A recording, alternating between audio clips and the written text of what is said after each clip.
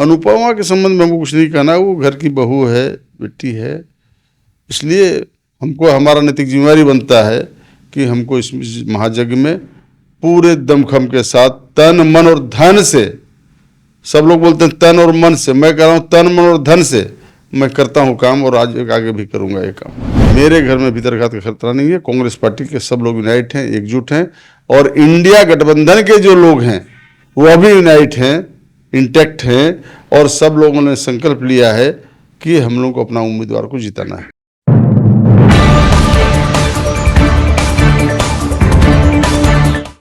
नमस्कार, मैं हूं कुंवर अभिषेक सिंह, हाजिर हूं आपके बीच कुछ खास राजनीतिक मुद्दों पर चर्चा करने के लिए। और आज हमारे बीच जो मेहमान हैं वो काफी जाना पहचाना नाम है पूरे झारखंड के लिए, और देश स्तर पर भी इनकी अपनी एक खास छवि है। सबसे बड़ी बात यह है कि झारखंड में पूर्व मंत्री रह चुके हैं, इस वक्त में कांग्रेस के प्रदेश कार्यकारी अध्यक्ष भी हैं, और धनबाद के क्षेत्र में इनकी एक अपनी खास पकड़ है। चलिए हम बात कर रहे हैं पूर्व मंत्री जलेश्वर महतो की। आज हमारे न्यूज एनपी के स्टूडियो में बैठे हैं और इनसे कुछ राजनीतिक मुद्दे हम करेंगे। सर, सबसे पहले तो न्यूज एनपी में आपका स्वागत है। बहुत बहुत धन्यवाद, आप हमको बुलाए हमारे इंटरव्यू लेने के लिए, और चुनाव के अवसर पर ये बहुत अहम प्रश्न है आज के दिन में, और जनता को बताना भी चाहिए कि आज के हमारा पार्टी का हालत क्या है। पहला सवाल तो यही है कि टिकट के रेस में दावेदार में आप भी थे, और कहा जा रहा है कि अगर टिकट में आपके जो भी लोग रहे हैं उन सभी में आपका नाम था, ददई दुबे का था, और भी कुछ लोगों का था, लेकिन बाजी मार ले गई पूर्व मंत्री राजेंद्र बाबू की पुत्रवधू और बेरमो के जो विधायक हैं उनकी पत्नी।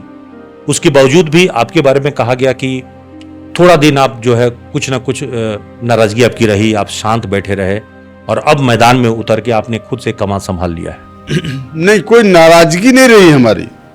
हम पार्टी के सिपाही हैं, पार्टी के आदेश का अनुपालन करना मेरा प्रथम और पुनीत दायित्व है, और इसके तहत हम अपने काम को कर रहे थे, आज भी कर रहे हैं, अपने लेवल से कर रहे हैं। हम किसी के इंसिस्ट पर नहीं कर रहे। पार्टी का जो काम है चुनाव के क्रम में पार्टी के उम्मीदवार को जिताना, और हम उसके लिए किसी भी कोर कसर को नहीं छोड़े हैं, हम हर तरह से काम कर रहे हैं। सबसे ज्यादा स्वाभाविक अगर प्रतिद्वंदी माना जाएगा पूरे धनबाद में तो ढुल्लू का तो आप ही का। 3 बार तो सीधा मुकाबला हुआ है, एक बार आपने उन्हें हराया, 2 बार उन्होंने आपको हराया, और आज भी मुकाबला ढुल्लू का आपका ही रहा है, और सबसे ज्यादा आपने ही जवाब दिया है। तो ऐन मौके पर आप चुप कैसे रह सकते थे? नहीं, चुप रहने का प्रश्न नहीं उठ रहा। पार्टी के हम सिपाही हैं, और पार्टी का जो फैसला हुआ उसके अनुरूप हमको काम करना है, और हम उसी अनुरूप काम कर रहे हैं। जी, कहा यह जा रहा है कि अनुपमा जो कि यहाँ आई, एक नया चेहरा धनबाद के लिए है, उनके लिए आप लोग की तरह सब जगह जो पकड़ है या अनुभव है उस तरह के राजनीतिक अनुभव नहीं है, फिर भी उनको आप जैसे अनुभवी नेताओं की सहयोग की जरूरत है। तो क्या आप लोगों का जो अभी तक का अनुभव है उसका लाभ मिलेगा अनुपमा को? निश्चित लाभ मिलेगा, लाभ तो मिलना ही है।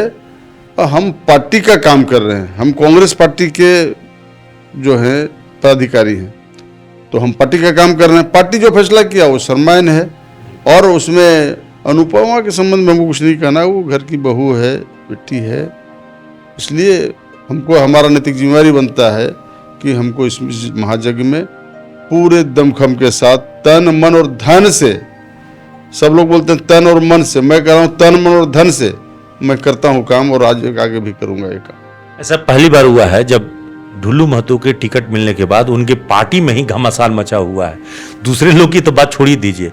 तो ऐसा क्यों हो गया स्थिति कि ढुल्लू महतो की मुखालफत उनके पार्टी के लोग भी कर रहे हैं, और तमाम तरह की चीजें जो दुश्वारियां जो कभी आप बोलते थे अब वो चर्चा होने लगी? देखिए, हमारे पास इतना फुर्सत नहीं है कि विरोधी का हम बात को सुने, या विरोधी का क्या घर में हो रहा है, उसके घर में क्या पक रहा है, उससे हमको कोई लेना देना नहीं है। हमारे घर में क्या हो रहा है वो हमको देखना है, और हमारे सभी लोग लग गए हैं। तो आपके घर में क्या हो रहा है? क्या भीतरघात का खतरा यहाँ नहीं है? नहीं, मेरे घर में भीतरघात का खतरा नहीं है। कांग्रेस पार्टी के सब लोग यूनाइट हैं, एकजुट हैं, और इंडिया गठबंधन के जो लोग हैं वो भी यूनाइट हैं, इंटैक्ट हैं, और सब लोगों ने संकल्प लिया है कि हम लोग को अपना उम्मीदवार को जिताना है। यहाँ पहली बार देखने को मिल रहा है कि भाजपा और कांग्रेस के बीच में एक पतली सी रेखा है, कब कौन कहां किधर शिफ्ट कर जाए पता नहीं चलेगा। ऐसी स्थिति क्यों आई? वैसे आपके यहाँ कोई स्टूडियो में वैसे लोग नहीं बैठे हुए हैं जो पतली रेखा पार करके कब किधर क्या होगा, वैसा आदमी में से हानि है। कांग्रेस के जो सिपाही हैं सब, मैं राजनीतिक मैदान की बात कर रहा हूँ, यहाँ नहीं, पूरे धनबाद के क्षेत्र में कब कौन किधर किधर का कर्ज करता, किधर जाएगा, कहाँ मिलेगा, कहाँ वोट करेगा, ये बड़ा कुछ मतलब यहाँ राज बन गया है। ये देखिए क्या है कि चुनाव में लोग घूमते फिरते रहता है तो मिलना जुलना एक अलग इशू है, लेकिन अपना जो उसूल के साथ में काम करने वाले लोग कांग्रेस के सिपाही हैं और सभी लोग इस बार मन बना लिए हैं कि राहुल गांधी को प्रधानमंत्री बनाना है और इसके लिए जिस हद तक जाना होगा जाएंगे। और एक सीट में भी नहीं, सिर्फ धनबाद का नहीं, हम गिरिडीह में भी मेहनत कर रहे हैं। हम 15 दिन तक गिरिडीह में मेहनत किए, उसके बाद हम टाइम निकाल के इधर आना शुरू किए और हम चाहते हैं कि अगल बगल के जितना भी सीट है, जहाँ भी अवसर मिलेगा जाने का, हम जाएंगे एज ए कार्यकारी अध्यक्ष की हैसियत से। और स्टार प्रचारक भी हमको पार्टी ने बनाया है, हम पार्टी का शुक्रगुजार हैं, आभारी हैं कि पार्टी ने हमको स्टार प्रचारक बनाया है, इसलिए हमारी जो जिम्मेवारी बढ़ी है। आपकी जिम्मेवारी तो दोनों की हो गई, उधर गिरिडीह को भी देखना है, इधर धनबाद को भी देखना है, और आपकी प्रतिष्ठा भी इसमें जुड़ गई है। नहीं, not only Giridih and Dhanbad, also अगल बगल के जितने भी क्षेत्र हैं, जैसे मान लीजिए हजारीबाग है, वहाँ भी हम जाएंगे। ऐसा थोड़ी है कि हम छोड़ देंगे, कहीं रांची भी जाना है वहाँ भी जाएंगे, तो हम जाएंगे सभी जगह। अभी तक ये माना जा रहा है कि ढुल्लू के चुनाव अगर वो जीत भी जाते हैं या हार भी जाते हैं, दोनों ही परिस्थितियों में आपके लिए एक प्लस पॉइंट है, क्योंकि बाघमारा जैसे ही वहां पे आपका अपोनेंट अगर खाली हो जाता है तो आपके लिए रास्ता साफ हो जाएगा। देखिए, बाघमारा की जब बात आएगा तो बाघमारा की बात करेंगे। आज हम धनबाद की बात कर रहे हैं, गिरिडीह की बात कर रहे हैं, लोकसभा की बात कर रहे हैं, इससे बाहर हम 1 इंच बात नहीं करेंगे। तो कुल मिलाकर कहें कि आज की जो परिस्थिति बनी है, ढुल्लू के लिए क्या माइनस दिख रहा है और क्या प्लस दिख रहा है इस इलाके में?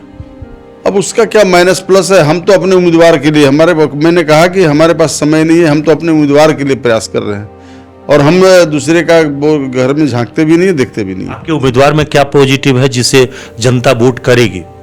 देखिए, मेरा जो नेता है राहुल गांधी, लोग उसको देख रहे हैं और कांग्रेस के लोग उनको प्रधानमंत्री बनाने के लिए हर तरह से प्रयास कर रहे हैं। उनका घोषणा, उनका संकल्प जो है वो दिखना पड़ेगा आपको, जिससे देश की जनता प्रभावित हुई है। धनबाद और गिरिडीह और झारखंड के नहीं, पूरे देश के लोग प्रभावित हुए हैं। और वो ये है कि उन्होंने एक घोषणा किया है, बहुत बड़ा घोषणा, खास करके उद्योग क्षेत्र के लिए, कि एक भी व्यक्ति नहीं रहेगा ऐसा जो ठेकेदारी मजदूर रहेगा, सबको आपको जो है पेंशन मिलेगा, सबको स्थायी नौकरी मिलेगा। ये मामूली बात नहीं है। श्रीमती इंदिरा गांधी ने नेशनलाइजेशन एक्ट लाया था, मजदूरों को पहचान, सम्मान, अधिकार दिलाने का काम किया और उनके ही परिवार के राहुल गांधी ने एक संकल्प लिया है और ऐलान किया है कि अगर हमारी सरकार बनती है तो एक भी मजदूर को हम लोग ठेकेदारी में नहीं जाने देंगे। ये बहुत बड़ा है। उन्होंने एक घोषणा किया है कि हम 1 लाख रुपया गरीब परिवार के महिला को हर साल देने का काम करेंगे, मतलब 8,000 रुपया हर महीना उसके खाता में जमा होगा। स्टूडेंट को पढ़ने के लिए उन्होंने दिया है, संकल्प लिया है कि पैसा के लिए कोई स्टूडेंट का पढ़ाई रुकेगा नहीं, चाहे वो डॉक्टर बनना चाहता है, इंजीनियर बनना चाहता है। तो इतनी बड़ी बड़ी घोषणाएं, और साथ ही साथ किसान के लिए भी उन्होंने कहा है कि जो ऋण है वो सब माफ कर दिया जाएगा। ये कितना डेप्थ तक सोचते हैं कि एक किसान की दर्द को समझ रहे हैं, और साथ ही साथ यह भी कहें कि एमएसपी लागू करेंगे हम। ये कम बड़ी बात नहीं है, कोई भाजपा के नेता नहीं कह सकता है, कोई बड़े से बड़े भाजपा के नेता, मोदी जितना भी डंका पीट ले, जितना पीठ थपथपा ले, लेकिन उसकी कथनी और करनी में अंतर है। राहुल गांधी के कथनी करनी में अंतर नहीं है। राहुल गांधी जो कहते हैं, उनके जो राज्य में जहां सरकार चल रही है वहां सारा अनुपालन अक्षरश हुआ है। पूरे झारखंड में और पूरे देश स्तर पर क्या रहेगा रिजल्ट? देखिए, झारखंड में भी और पूरे देश स्तर में इस बार इंडिया की सरकार बनेगी और राहुल गांधी प्रधानमंत्री बनेंगे। कितना आकलन कर रहे हैं झारखंड में आप लोग, कितना सीट मिलेगा? तो झारखंड में हम लोग उम्मीद कर रहे हैं कि हम लोग करीब करीब सीट जीत जाएंगे सब। संख्या तो पूछ रहा हूं सर। संख्या कंजूसी संख्या में मत बताइए, वो तो माने भाजपा के पास जितना है उसमें से कितना आप ले रहे हैं? संख्या मैं इसलिए नहीं कह पा रहा हूँ कि अभी सभी क्षेत्रों में नहीं गया हूँ मैं, इसलिए थोड़ा कंजूसी करके बोल रहा हूँ। लेकिन जो आ रही है मैसेज, उससे मैं आपको बता रहा हूँ कि हम लोग मैक्सिमम सीट जीतेंगे। मतलब संख्या नहीं बताएंगे आप? नहीं, अब संख्या हम घूम के आएंगे तो दोबारा आपके साथ बैठेंगे तो हम बता देंगे आपको संख्या भी। धनबाद में कौन जीतेगा?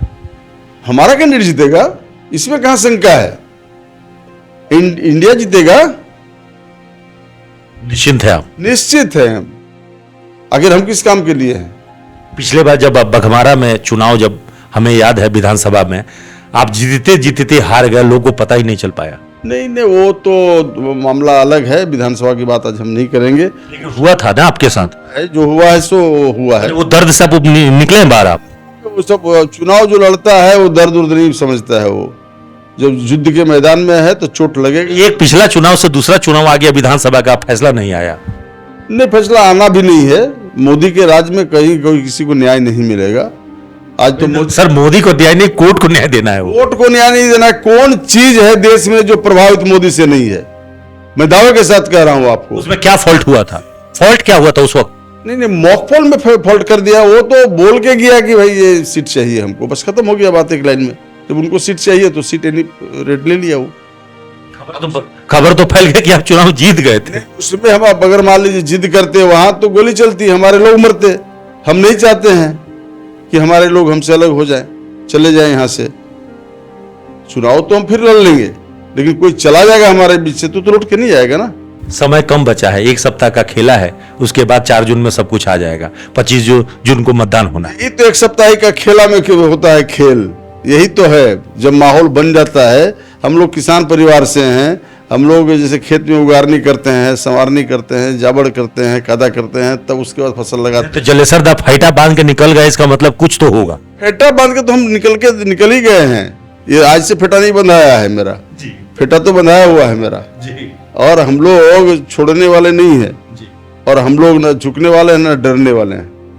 तो सबका प्यार आशीर्वाद मिलेगा धनबाद में और बाकी जगहों पे? निश्चित तौर पर खट के खाने वाले मजदूरों का आशीर्वाद मिलेगा, यहाँ के किसानों का मिलेगा, यहाँ के मजदूरों का मिलेगा, यहाँ के बेरोजगार जो दर दर की ठोकर खा रहे हैं तो उसका भी आशीर्वाद। कहते हैं कि बहुत सारे जो यहाँ पे लोग हैं उनमें आज भी आपकी जो पकड़ है वो बहुत ही जबरदस्त है। लोगों के बीच जाते हैं तो लोग आपके पीछे चल पड़ते हैं। हम सौभाग्यशाली अपने आप को मानते हैं इस सवाल पर कि जनता का आशीर्वाद है या जनता से मेरा ताल्लुकात है। हम गांव में जाते हैं, मजदूर के बीच में रहते हैं, हम खटके खाने वाले लोग के बीच में रहते हैं, व्यवसायी के बीच में बैठते हैं। हम सबके साथ हमारा संबंध मधुर है और कोई उंगली नहीं उठा सकता है मेरे कैरेक्टर के सवाल पर जो किसी तरह का कोई हम किसी के साथ बदसलूकी किए हैं या किस तरह। तो हारने के बाद भी अपने बघमारे के लोगों का साथ कभी नहीं छोड़ा? नहीं, पूरे धनबाद या झारखंड के किसी के लोग के साथ हम नहीं छोड़ा है। हम सब जहाँ जो हमको बुलाता है हम वहाँ जाते हैं। किसी तरह की समस्या होती है तो हम खड़े होते हैं। ये मेरा कैरेक्टर है जी। और मतलब इस बार तय है कि झारखंड में जो लोकसभा है उसमें भी आप लोग आशातीत परिणाम लेंगे और अब विधानसभा का चुनाव भी 3 महीने बाद होना है। देखिए क्या है कि हम तो कह दिए कि लोकसभा के चुनाव में परिणाम तो मेरे पक्ष में आना ही है। मैंने कह दिया ना कि ये करिश्मा राहुल गांधी का है। हम उसके नक्शे कदम पर चलकर मेहनत कर रहे हैं, इसको परिणाम तक पहुंचाने का प्रयास कर रहे हैं। लेकिन ढुल्लू पर सबसे ज्यादा तल्ख बोलने वाला, हमला करने वाला आज इतना खामोश है, चुप है, इसकी कल्पना तो कोई नहीं कर सकता है। मुंह से बोल के तो कोई फायदा नहीं होता है ना। अभी तो काम करने का अवसर है, अपना तो वोट कलेक्ट करना है। अब हम काहे वक्त बर्बाद करें हम किसी। अच्छा, ढुल्लू कुछ ज्यादा ही बोल के सुर्खियों में है। वो कैंडिडेट है, कुछ भी बोल सकता है जी, वो कैंडिडेट है। लेकिन रविंद्र पांडे का एक सलाह था कि बाराती के दूल्हा को शांत रहना चाहिए, ज्यादा नहीं बोलना चाहिए। रविंद्र पांडे क्या बोलते हैं वो उनका मामला है। यही है घाघ राजनीतिक की पहचान कि हर सवाल का जवाब अपने हिसाब से देते हैं ताकि उसकी मीन मायने आप निकालना भी चाहें तो बहुत ज़्यादा ना निकले। और एक कुशल राजनीतिक के तौर पर जलेसर दा इस वक्त में मैदान में अपने जो कैंडिडेट हैं उनके पक्ष में खड़े हैं, चुनाव प्रचार में लगे हुए हैं और साफ तौर पर ये कह रहे हैं कि मेरी नाराजगी कुछ भी नहीं है, पार्टी का सिपाही हूँ, पार्टी के लिए काम कर रहा हूँ और इस वक्त में अपने प्रत्याशी को जिताना ही एकमात्र संकल्प है। सबसे बड़ी बात यह है कि लगातार अपनी बेबाकी के लिए जाने जाने वाले ढुल्लू महतो के खिलाफ कुछ भी नहीं बोलना चाहते और ये अपने आप में खास बात है। सहयोगी नितेश और सोनू के साथ Kunwar Abhishek Singh, news NP, Dhanbad. Ashrafi cancer institute सभी सुविधाओं से परिपूर्ण कैंसर चिकित्सा का एकमात्र विश्वसनीय प्रतिष्ठान अब धनबाद में एक ही छत के नीचे सभी प्रकार का इलाज जैसे अत्याधुनिक रेडियोथेरेपी मशीन, साथ में पेट स्कैन, मेमोग्राफी और अन्य सभी प्रकार के जांच की सुविधाएं उपलब्ध। वही तरीका वही इलाज अब अशरफी कैंसर इंस्टीट्यूट धनबाद में।